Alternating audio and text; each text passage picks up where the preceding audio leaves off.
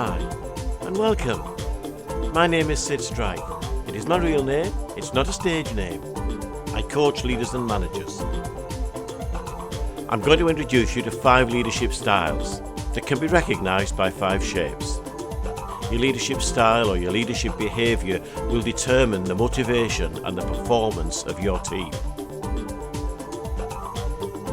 We're going to explore your leadership style, your leadership behaviour and your leadership shape.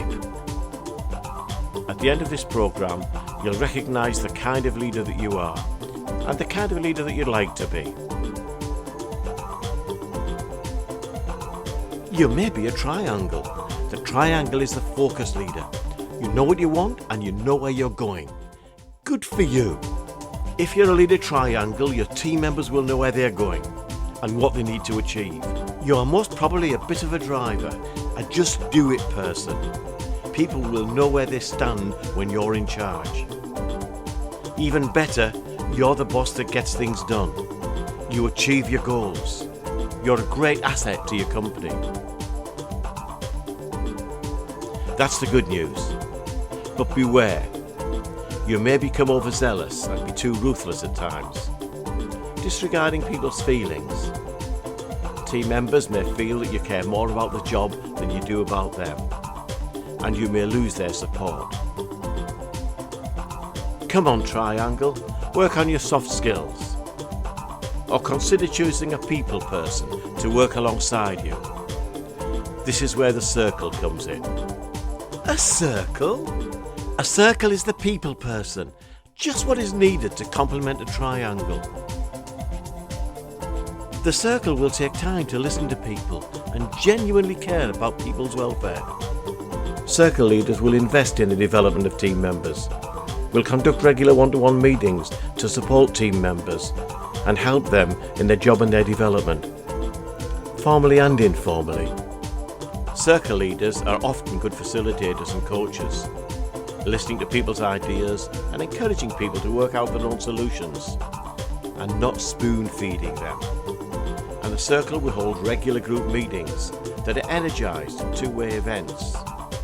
People will love working for circle leaders and will likely grow in confidence and enjoy the working environment that you have created. Motivation will likely be high, most times. Come on, circle, you can't be nice all of the time. The circle leader, unless balanced by some triangle behaviours, may neglect to push for achievement, concentrating on people's needs and aspirations and neglecting deadlines and targets. And this in itself can be demotivating. Circle leaders need to practice some triangle behaviours, learning to set goals, push for results and be tough when tough is needed. You may be a squiggle. What? A squiggle?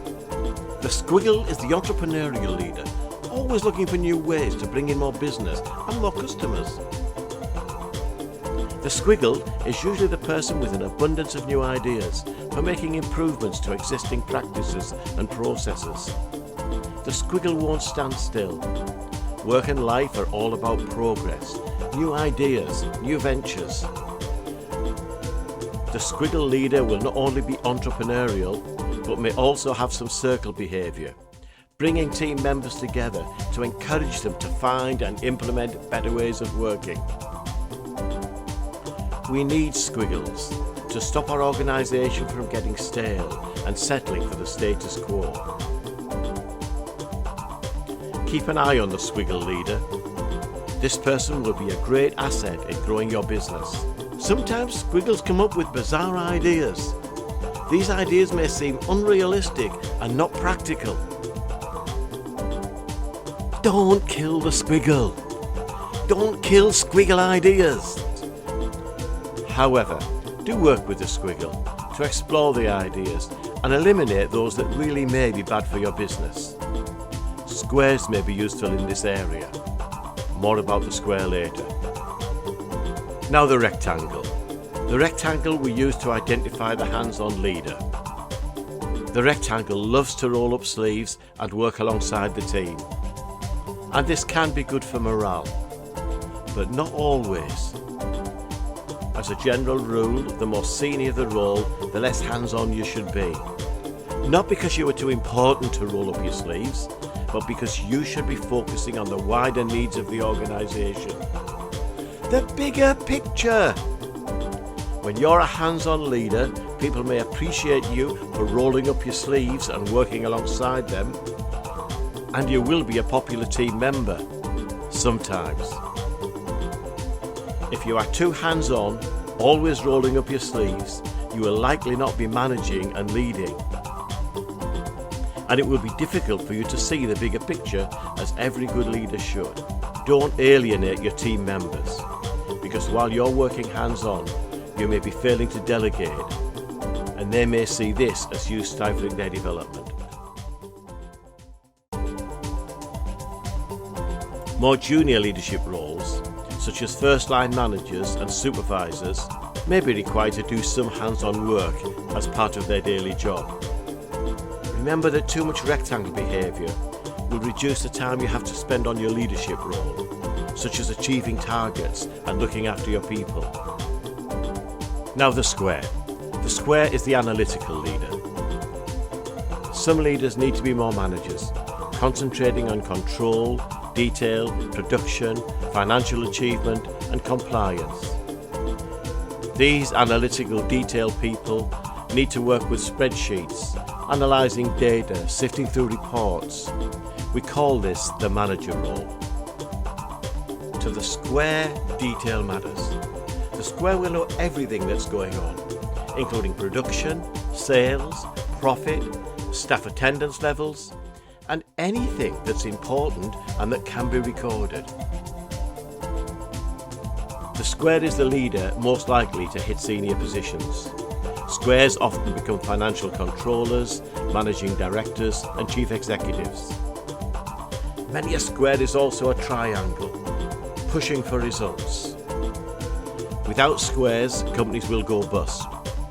Squares watch the pennies and the pounds, understand the difference between turnover and profit, and very little escapes the watchful eye of the square.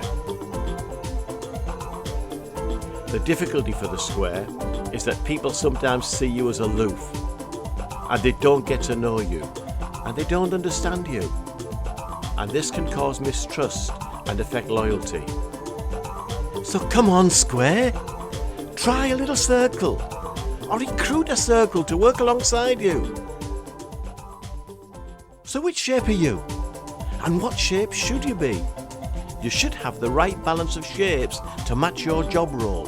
Trainers and people in support roles usually need to be great big circles, with some of the shapes thrown in. Leaders of all descriptions should ideally have a good balance of triangle and circle with other shapes thrown in, depending on the role. These are not necessarily personality traits, but behaviours that may change or need to be adjusted depending on your job.